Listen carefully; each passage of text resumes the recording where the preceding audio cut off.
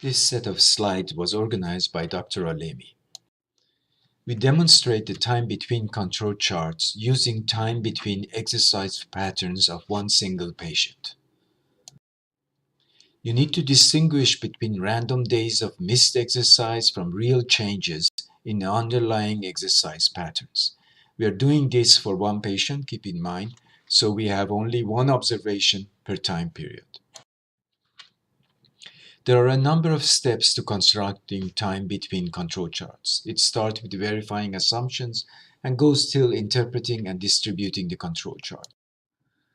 Let's start with verifying assumption. There should be one observation per time period. If the analysis is done per day, that means one observation per day. The second assumption is that every day is a new day and not dependent on prior days.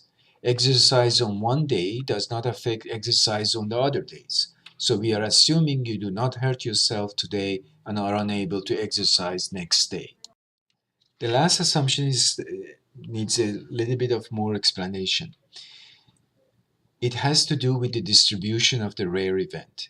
If success is more frequent than failures, then longer stretches of failures, that's the event that's rare, should be increasingly more rare. In other words, if occasionally a person fails to exercise, then 2, 3, or longer consequences of missed exercise should be increasingly less and less frequent. Time between control charts focus on consecutive days of certain events occurring. This slide shows how consecutive days are scored. Suppose missed days are rare, and we want to count consecutive missed days. If this is the first day of data collection, then a missed day counts as one consecutive day, otherwise 0 days. Any day that the patient has no missed days resets the consecutive days to 0. Otherwise, we keep adding 1 to whatever the yesterday's counts was. If it was a day in which habit was kept, so it was 0, then adding 1 will make today's count of consecutive missed days 1. If yesterday we had 3 consecutive missed days, and today is another missed day, then we add 1 to 3 to get 4 consecutive missed days.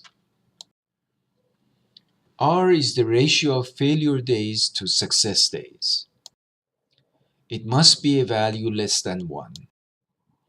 If it is greater than 1, we flip the ratio, and instead of missed consecutive days, we plot consecutive days the habit was kept. The upper control limit is calculated as R plus 3 times the square root of R times 1 plus R. The lower control limit is always 0 in these charts and never plotted.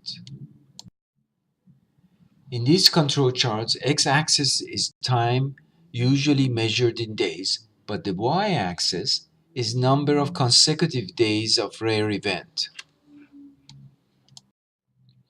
Let us look at some data. A 35-year-old female kept daily record of keeping to exercise plans for 18 days. First week was pre-intervention.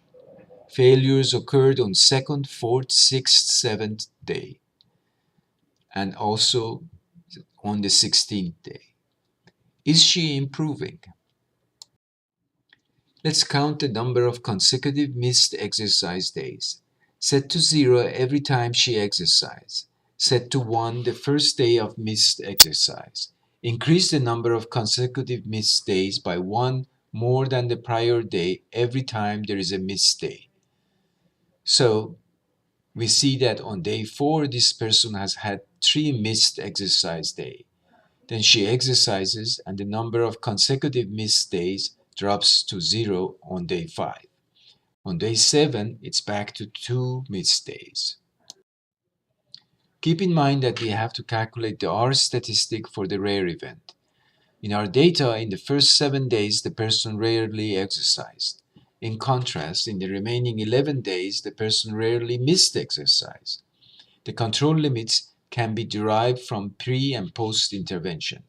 We choose to do it from post-intervention since the R statistic would be smaller and the control limits will be tighter. The post-intervention period, there are 11 days. In one of them, she missed the exercise, and in 10, she did not. So the R statistic is 0.1 or 10%. Since R is zero point 0.1, we can calculate the upper control to be 1.09. This is the control limit 3 standard deviation apart, so it should contain 99% of the consecutive days. We can now plot the control chart. The x-axis shows the days since start of data collection. The y-axis shows the number of consecutive missed days. The blue line with markers shows the observed rate of consecutive missed days. The red line shows the control limit. It's solid for post-intervention period and dashed for the period prior to the intervention. It was calculated from the post-intervention data and extended to the pre-intervention period. To interpret the time between control chart, note that any point that is above the control limit cannot be due to chance. For this patient, lots of consecutive missed days are above the control limit prior to the intervention. No significant failures occurred after the intervention, so we can reasonably conclude that the intervention was helpful. Now, tell the story of the patient visually and distribute your control chart to the patient. Include in the report how you check the assumptions of the control chart.